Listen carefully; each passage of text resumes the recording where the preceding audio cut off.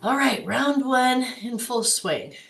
So here we are. We're looking at round one topics, messaging, face-to-face meetings, actually doing them and follow up. So first question,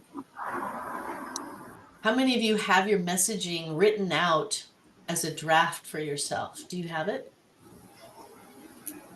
Okay. Kelly says no. Amy, how about you? Do you have a draft? Not yet.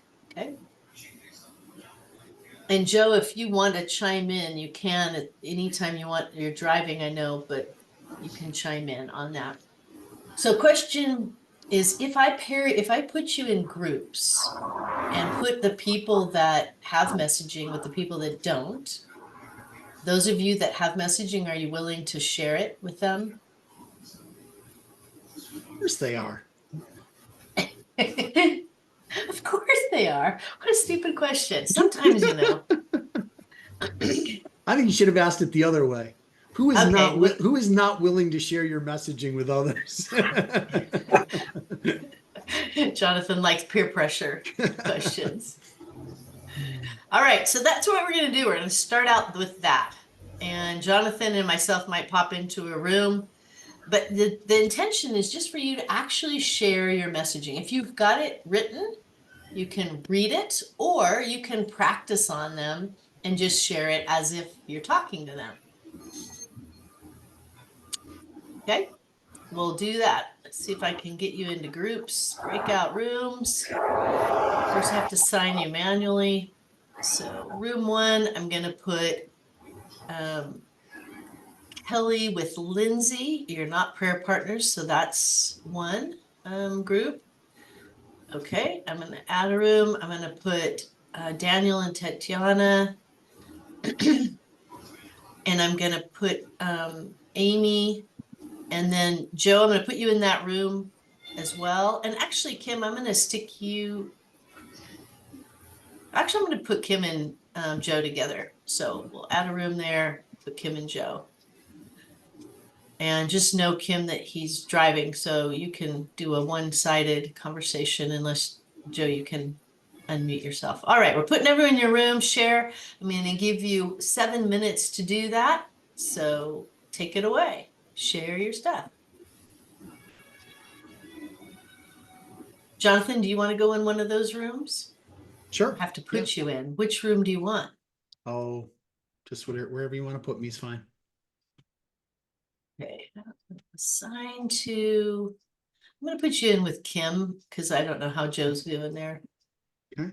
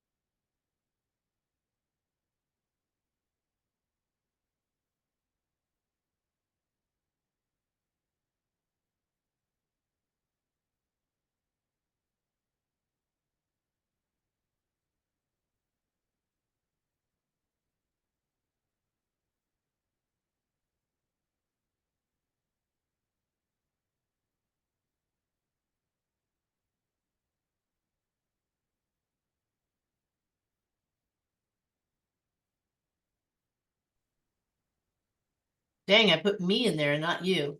Yeah, I just ended up in a room by myself. Yeah, you're just sitting in the main room. Okay, I'm trying to assign you to room 3. Yeah. Okay, bye. You can go.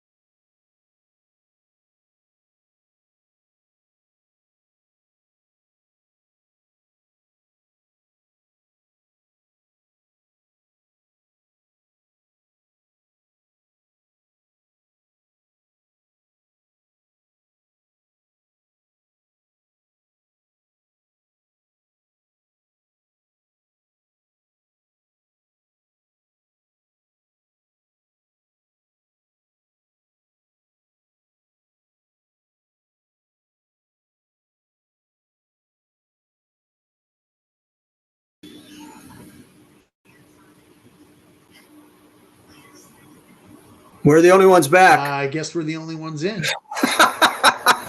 Everyone's waiting to be kicked out. Yeah, yeah.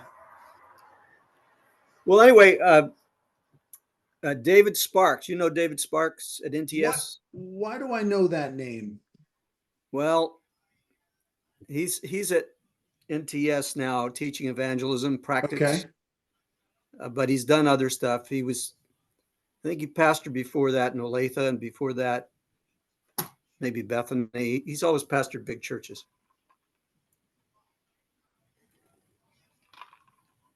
All right, everyone's jumping in. Yeah, I mean, I don't know if I don't know that I know him, but name sounds familiar. So we did lose Joe. He tried to come back in. I tried to let him back in. I think he's struggling because of that. So sorry, Kim, hopefully you got to share with Jonathan all your great ideas. Yes. Oh yeah, they were really amazing. I love it. All right. So question to those that have not written your ask out yet. So it's just Amy and Kelly right now. What did you gain from just hearing what they said? What did you take away from that? What was helpful?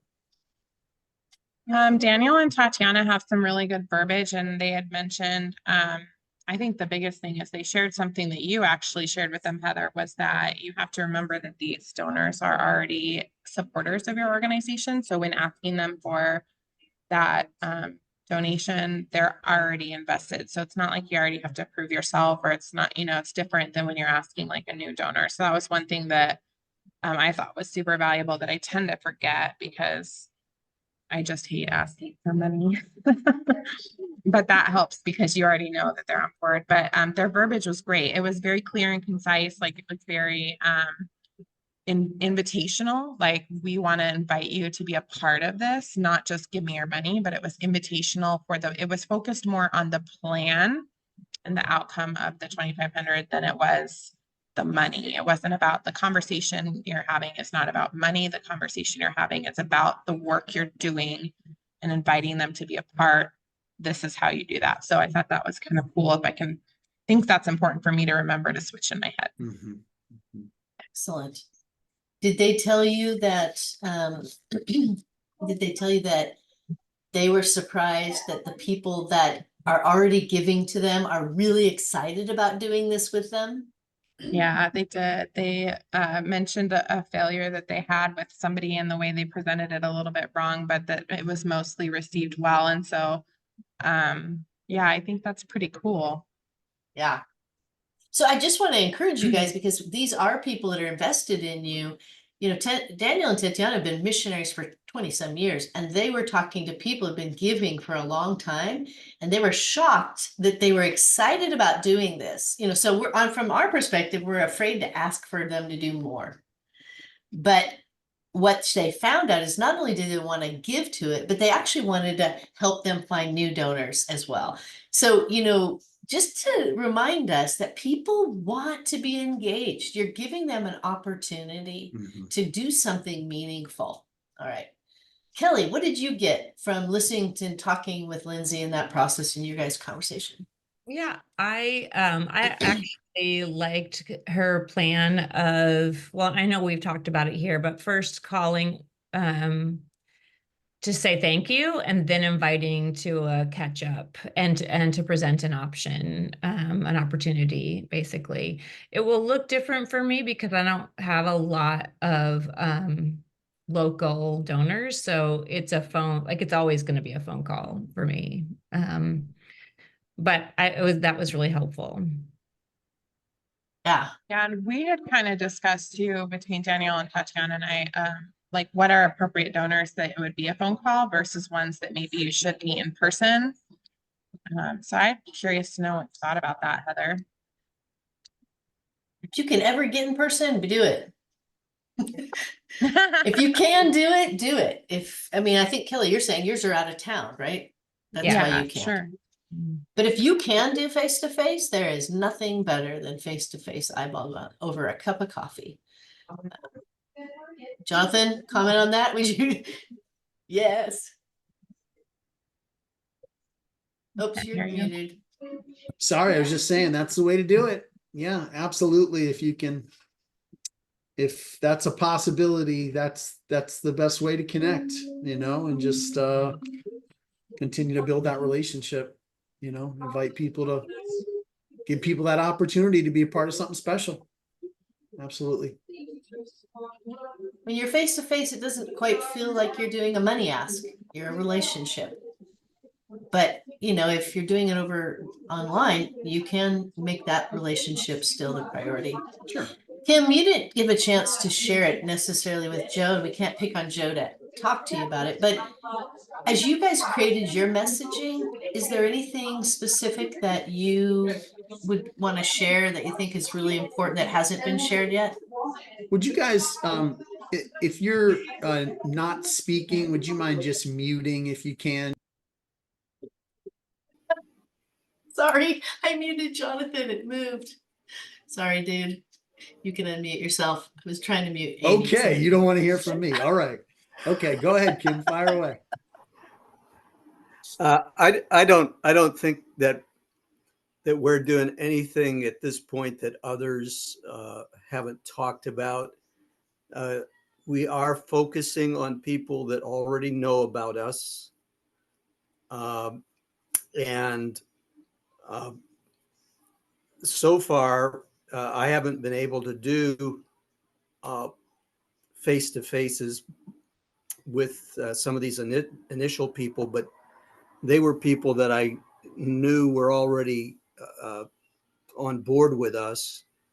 But I do plan to do several face-to-face ones if they're willing to do them before the 27th. So I got several more. I think we only had about 20 contacts in round one, but it's coming together. It's coming together well. Yeah, great. You're blowing everyone away with only 20 contacts. I mean, some of them were like, I have 6, I have 8, so yeah. I think with the messaging, one of the things as you're trying to get a face-to-face or you're trying to get them to meet with you, Kelly, even online, is do be upfront about what this opportunity is. If you're thanking them, great, but don't surprise them and kind of shift the meeting. If it's a thank you, make it a thank you. If you want to share something, really be genuinely excited about it. Why do you want to invite them? And an invitation, if you do an invitation with a bored, exhausted face, it's kind of a mixed message. But if you have an invitation that's genuinely excited about what could happen, I'm not talking about Pollyann, but just a genuine excitement, super helpful for them to really see what you're excited about. So that's something there. Any other questions on messaging specifically prior to being in the appointment?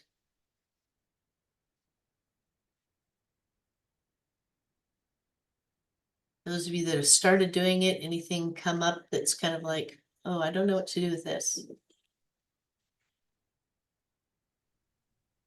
We just realized that we had one, like a template that we came up with the messaging. And then according to every person we talked to, we had to but it's nothing new for anybody. But for us, we realized early enough, instead of being on the spot, oh, it doesn't go with this person. So we had to, cut and paste some things while we would prepare for other person to talk, rather than do the same, just a template of the same stuff to everybody. Great reminder. Your templates to give you confidence. It's not a script. You can go off script to meet the need of the person to make it relational. Yeah, good comment. Last questions on messaging. Comments. All right, when you think about being in the meeting, so when you think of face-to-face and Lindsay, you were talking about, you had that front line down, you could explain the program, and then you get to the very end to ask. And you were like, blah, blah, blah. will you share a little bit of just your experience in face-to-face and kind of what did you learn from that? Yeah, so the lady I met with, I mean, we don't have long-term donors at all just because we're so new, but she's given several times and usually it's larger amounts of money, and she'll check in with me here and there just to hear about what's going on. Like I've shared with their life group and everything. So, we have a decent connection. And so we sat down, we were able to talk about, they had a long trip, we talked about their trip, all that kind of stuff. So I was able to share just kind of where the ministry is at. And then when I got to the end, of was sharing about like the micro grant. I think part of it was I just didn't know how much I should share. Like, do I share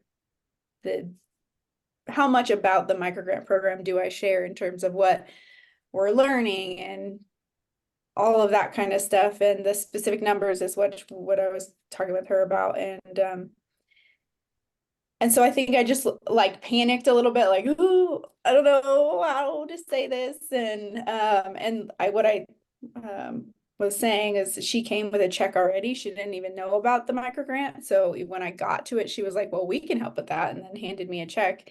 And the check was for $5,000. So she was already planning on giving and everything.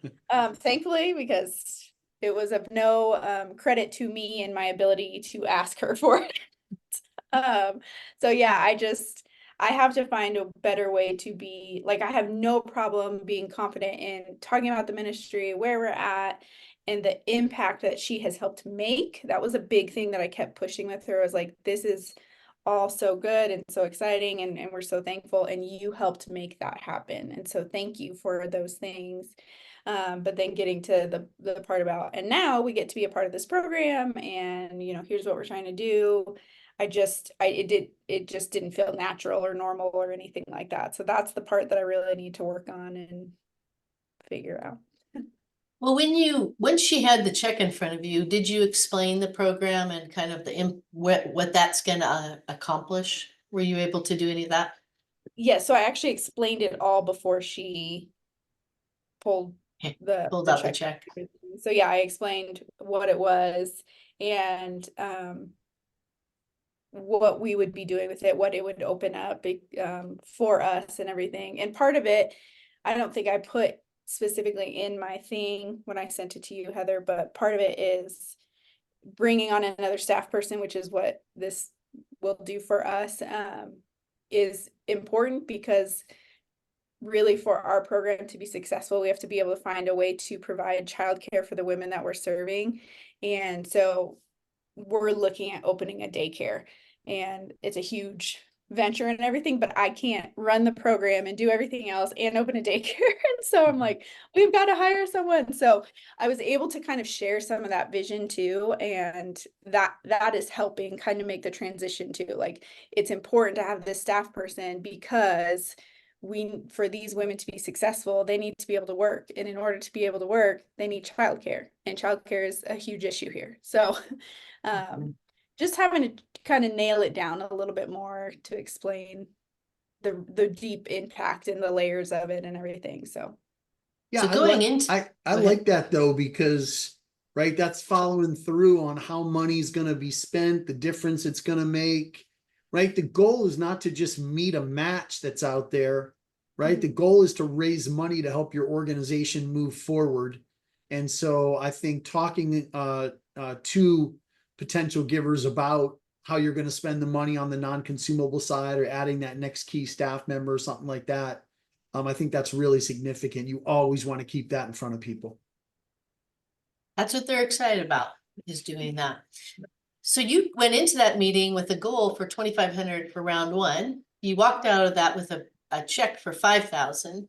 So are you increasing your goal now, as you have other conversations? I mean, I would love to. I think when this all started, I just thought, again, I don't know what I'm doing in this world of fundraising and everything. So I just thought like bare minimum, ground level kind of thing. I didn't even think past that. And now after that, I'm like, oh, maybe our our goals should be higher. Maybe I should be thinking bigger than just this. So I'm definitely thinking through all of those things for sure. Mhm. So in the messaging, this happens. This is the third group that, have gotten at least the minimum in their first ask. And so the question for you is, how do you now message that as you go forward? So you have to be thinking, do I want to increase that? The good news is to all your people is I came in with a goal of 2,500 and I've got 5,000. So we've increased this so that we can create a match that have a bigger impact. So I'm still looking for blank. What is it you're still looking for as the key you look at? So that does happen, and it's great news. Kelly was bringing up her approach in the conversation, that is asking specific amounts for people. So she's got it in her mind with different individuals she's going to, because she knows them, she's going to ask them for set amounts that's a stretch amount for them.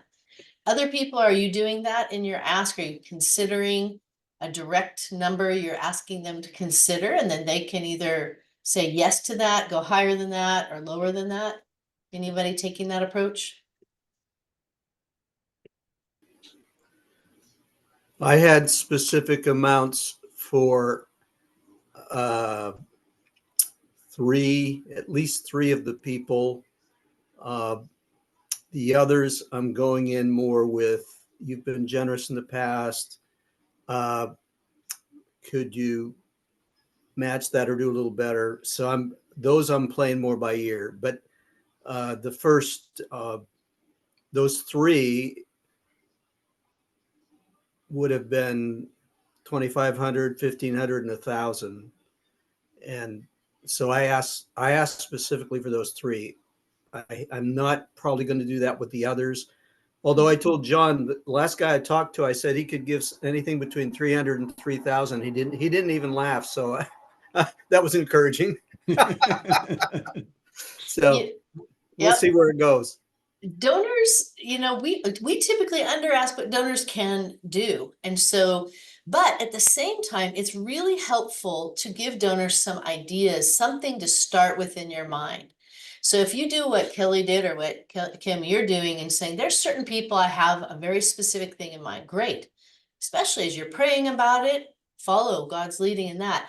But if you talk to your other folks that you're just asking them generally, it's helpful to say, I'm looking for gifts of 100, 200, 500, give them something to think about.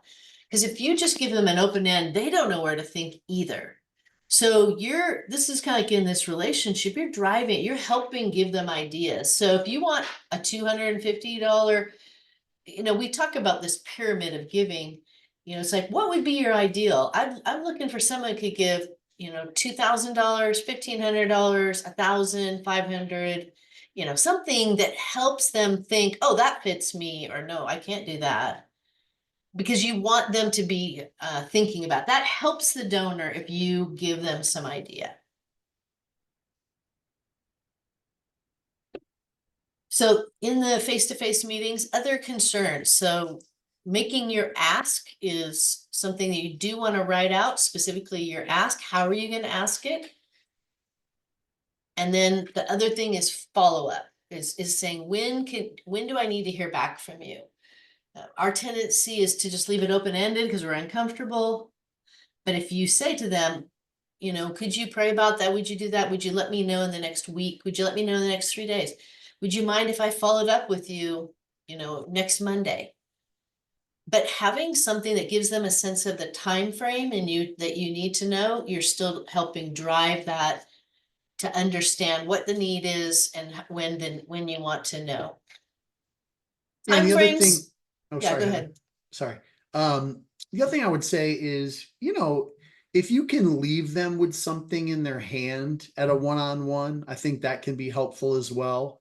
So maybe you've developed some material, or you want to put a little, half sheet or one sheet together that explains, what the micro grant program is and the difference it's going to make for you guys and different things like that. I think, right, sometimes you're meeting with one person, but they're married, right? So they want to go back and have that discussion.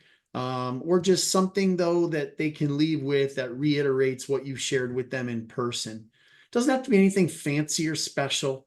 It can just be a summary of your talking points. And again, maybe a little bit of an explanation of what the program is all about. But I think that can be helpful as well.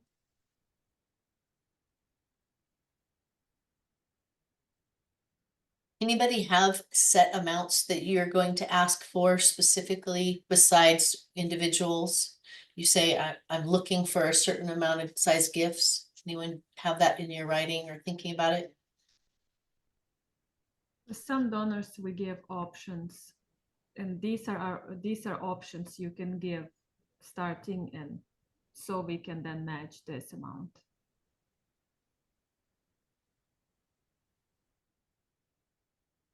Yeah, I have one that I want to give. I'm asking 2,500 of, and then I'm looking for 5 other people to give $1,000. Very specific. And so the more specific you are, the easier you're helping them make decisions. If you put something in front of your donor that makes them use a whole bunch of brain power, and they don't know what you want, they don't know how to respond. And then that's the most awkward moment, is when you're asking, but you kind of ask without any clarity. And then they are like, what do I do? So that kind of clarity that Kelly's asking is really helpful to give a donor on there. And then to know when you're going to follow up on the backside. So following up on decisions is important. What other follow-up plans? So when you've sat down and had a meeting with them, what is your plan of following up with them to make a decision and beyond? I have a question about that, actually, because one of the methods for gaining new donors is and this was from another coach that I had used, is asking current donors to host an evening or a coffee or whatever at their home with people that just to hear what an evening with me. But I'm asking, after I'm asking for money, I'm going to come back and ask also, would you be open to hosting this? And now that was actually a plan before I got this micro grant, but it fits really well in there, but I'm a little concerned that it's too much, maybe, for someone. It's a lot to ask. And so would that second thing be in round 2? You're looking for them to host something in round 2 Yes, timeframe? but I need to have that secured earlier rather than later, particularly since I'll have to travel to different cities to do that. So, yeah.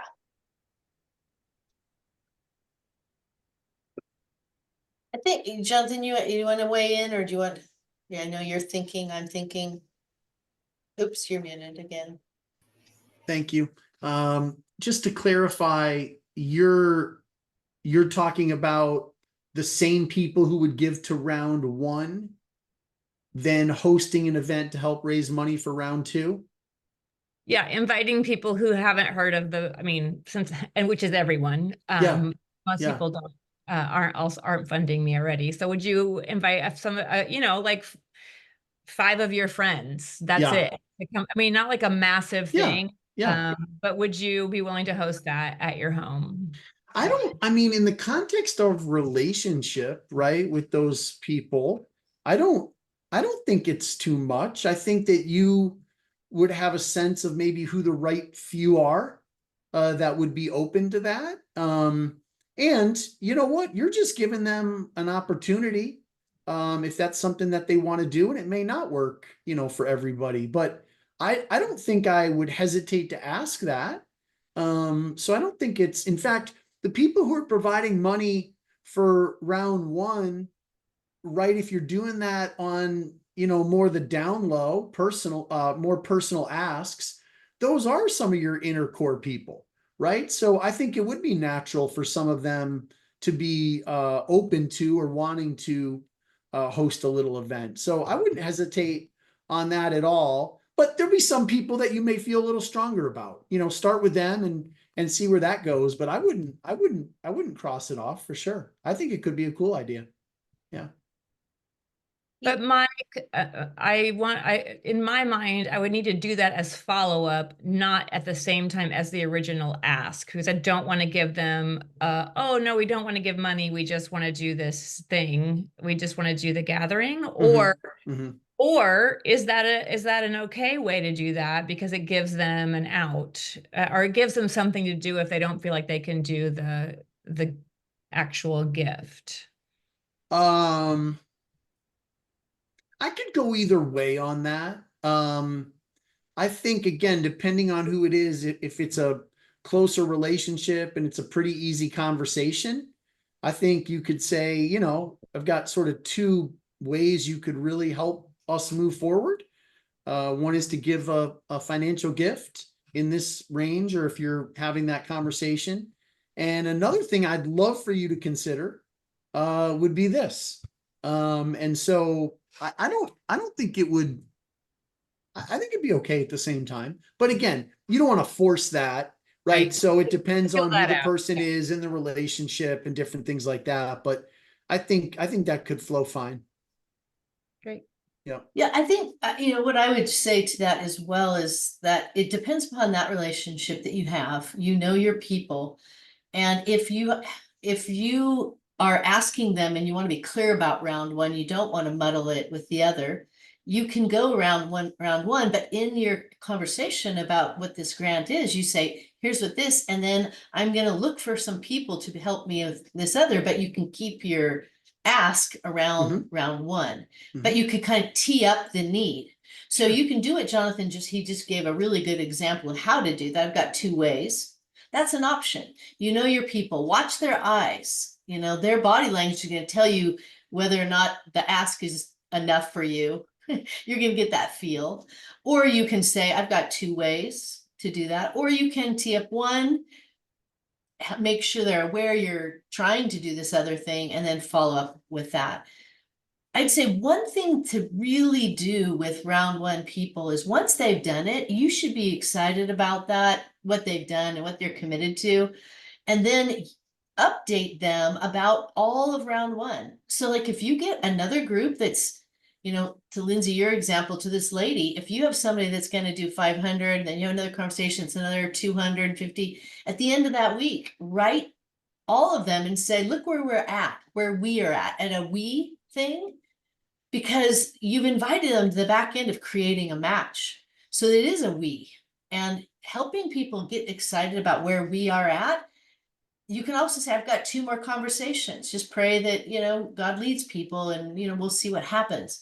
So this is an opportunity to actually create your team of people, that it's not just you trying to do a transactional thing, but it's you creating a match because you're going to do something amazing together going forward. So follow up with thank yous. No doubt all of you will do that. Follow up with some updates on where you're at toward the goal. That gives them some interest and motivation. And you know what? We've seen actually people who gave the first time give more to hit the goal at the second time because they were being updated. So do that. Yeah. Incorporate them. Yeah, Okay, sorry. absolutely. And Heather, I like one of the things you just said there too, from a feel standpoint, is Kelly, you can say to a person, hey, there's something else we're doing. We're trying to find 5 people, you know, or 5 families who would be willing to host a small event, you know, with their friends. So, you know, you can find different ways to make that invitation, as opposed to, Jonathan, would you also host an event? Jonathan, we're also looking for 5 people to host an event. I think you'd be a great one to do that. And so, you know, would you consider that as well? And maybe let me know your thoughts on that. So, you know, there's, depending on who you're talking to, and then there's somebody you just might have a great relationship with, and you're going to say, Kelly, listen, I need 5 people, and you're going to be one of them. So whether you like it or not. So right there are some people you can just say that to, but not everybody. And then there's like Tatiana and Daniel, that they were talking to him about money, and the lady's like, hey, and I want to invite my friends. So, Yeah. you know, you're going to have that. And that's where that conversation, you'll be amazed that the people that are behind you are behind you. And it's not just money. That's what they know they can do. and they're excited about what you're already doing. So we're wrapping it up because we're just a little bit over time at quarter till.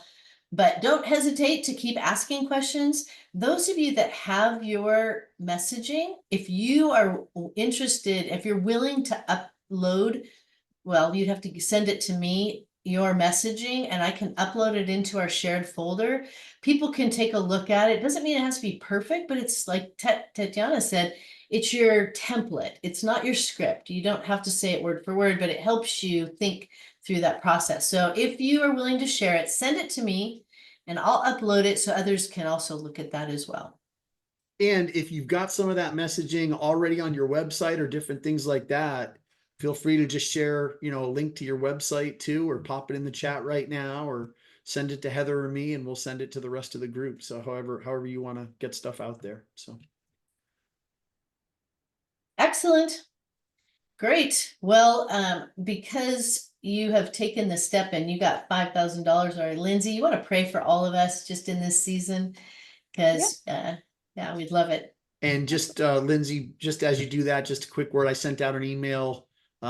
Jared probably got it, Kim, this morning, but just to save the date on the micro grant celebration and some of those details. So be sure to save that date, and we're looking forward to that already. So thanks for praying, Lindsay. Of course. Lord, thank you so much for just who you are and the way that you have brought us all together at this time, and the work that is being done across all these different ministries. Lord, we're just grateful that we get to be a part of it, that you've called us to this. And even on the hard days, we are grateful, and we do find it a privilege to be able to do your work in this way. So thank you. Lord, I just pray for all of us in this round one, that you will help us to speak clearly, God, that everything we say and do is honoring to you, and that as we make these asks, that you are our primary focus, knowing that the ministry that we do is important. It's important to your kingdom. It's important for your people. And so may that be driving our asks and helping us to be confident in what we're saying and doing in the work that you've called us to. So we're grateful for this opportunity and all that you're doing in us and through us through this. So thank you for who you are and all you're doing and the way you're working. We pray this all in your name. Amen. Amen. Amen. Thank you.